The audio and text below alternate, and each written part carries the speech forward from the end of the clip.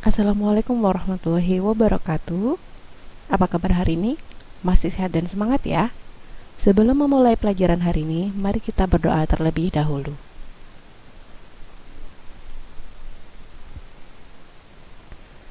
Terima kasih. Pada video kali ini, Ibu akan menjelaskan materi seni budaya tentang gambar model. Tujuannya, kalian diharapkan memahami tentang menggambar model, prinsip, teknik, alat dan bahan dalam menggambar, serta kalian dapat menghasilkan karya dalam menggambar model.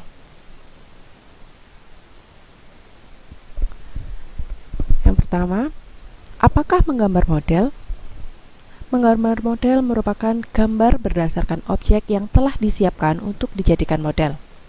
Objek gambar dapat berupa benda hidup maupun benda mati. Unsur-unsur menggambar model. Unsur dalam menggambar model dibagi menjadi 5. Yang pertama, garis.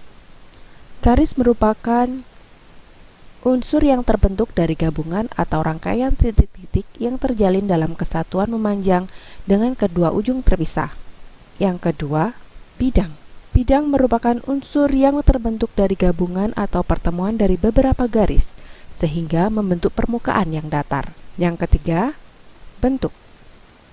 Bentuk merupakan unsur yang terbentuk dari gabungan beberapa bidang yang membentuk ruang atau volume. Yang keempat, tekstur.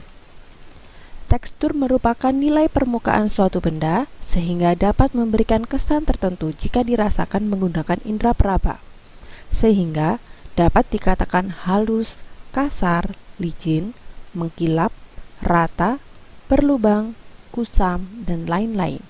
Yang terakhir adalah gelap terang. Gelap terang merupakan keadaan suatu bidang yang terjadi karena adanya perbedaan warna dan intensitas cahaya yang diterima oleh suatu objek. Gelap terang dapat diterapkan dengan menggunakan warna tua atau gelap dan warna muda atau terang. Aspek atau prinsip menggambar model. Objek gambar. Objek gambar dalam menggambar model dibagi menjadi 2, yaitu gambar 2 dimensi dan gambar 3 dimensi. Bahan dan media gambar dapat dibedakan berdasarkan penggunaan medianya. Berikut yang pertama adalah media kering. Peralatan ini digunakan pada bidang gambar dengan media warna dalam keadaan kering, seperti pensil, penghapus, krayon, spidol, konte, dan drawing pen. Media basah. Media basah digunakan pada bidang gambar dengan media warna dalam keadaan basah. Biasanya, bahan warnanya tersimpan dalam bentuk tub, botol, atau kaleng, seperti cat air, cat poster, tinta bak, cat minyak, dan ekolin. Berikutnya yang kedua, proporsi. Proporsi merupakan perbandingan yang ideal dan harmonis antara bagian-bagian yang menjadi objek gambar. Yang ketiga adalah komposisi. Komposisi merupakan susunan unsur-unsur yang memberi kesan padu, sehingga karya terasa utuh, jelas, dan memikat. Dalam komposisi dibagi menjadi 4. Yang pertama, kesatuan. Kesatuan atau unity. Kesatuan merupakan antar unsur tidak terpisah atau berdiri sendiri. Yang kedua, keseimbangan atau balance. Merupakan pengaturan unsur agar tidak berat sebelah atau timpang.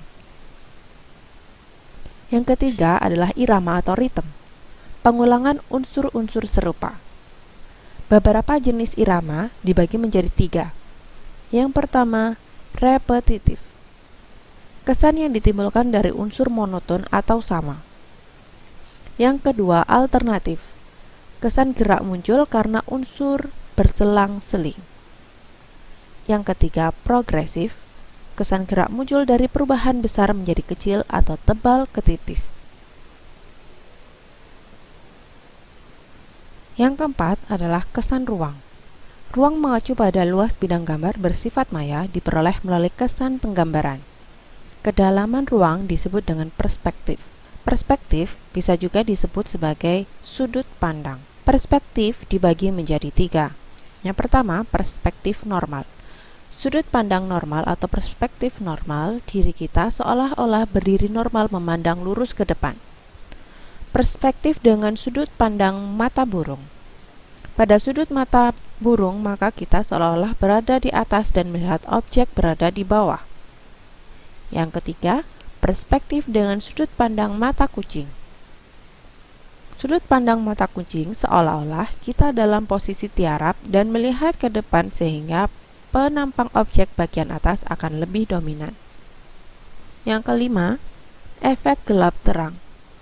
Berfungsi untuk menggambarkan benda menjadi kesan 3 dimensi, kesan ruang atau kedalaman, dan memberi perbedaan kontras. Perhatikan gambar berikut. Bila diperhatikan, arsiran yang paling pekat terasa berada pada posisi paling belakang atau ujung, sedangkan arsiran tipis atau terang berada pada posisi paling depan. Teknik menggambar model.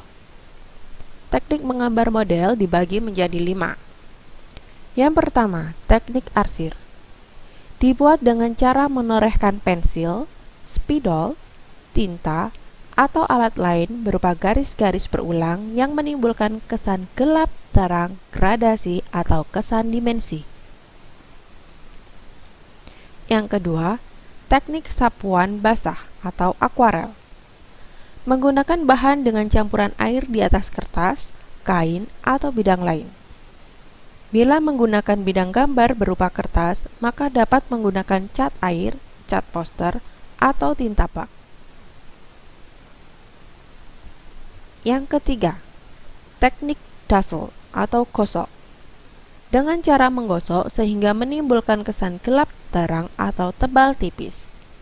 Alat yang bisa digunakan antara lain pensil, krayon, dan konte.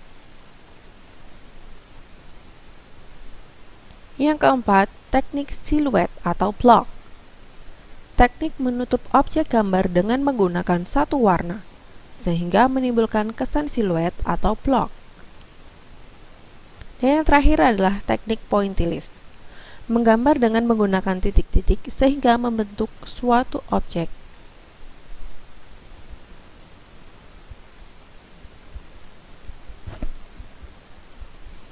Tahapan dalam menggambar model. Sebelum kita menggambar model, alangkah baiknya yang pertama kita melakukan pengamatan. Melihat objek dengan benar-benar dari melalui beberapa sisi. Yang kedua, membuat sketsa. Yang ketiga, menentukan posisi gelap dan terang dari objek yang akan kita gambar. Yang keempat, menentukan teknik apa yang akan kita gunakan dalam menggambar objek. Yang kelima adalah sentuhan akhir atau pewarnaan.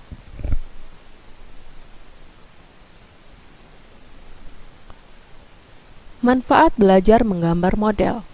Yang pertama, melatih kemampuan koordinasi dan sistem motorik. Yang kedua, meningkatkan konsentrasi. Dan yang terakhir, kemampuan dasar yang akan membantu pekerjaan di bidang desain, arsitektur, teknik bangunan, dan lain sebagainya. Baik, itu tadi materi yang dapat Ibu sampaikan. Untuk selanjutnya, silahkan jawab pertanyaan yang sudah Ibu sediakan di buku tulis kalian. Kemudian, fotokan jawaban kalian dan dikirim ke wali kelas atau langsung ke saya. Kalian dapat juga mengirimkan jawaban kalian berupa file. Batas maksimal pengumpulan jawaban hari ini sampai dengan jam 9 malam. Terima kasih. Sampai jumpa minggu depan. Wassalamualaikum warahmatullahi wabarakatuh.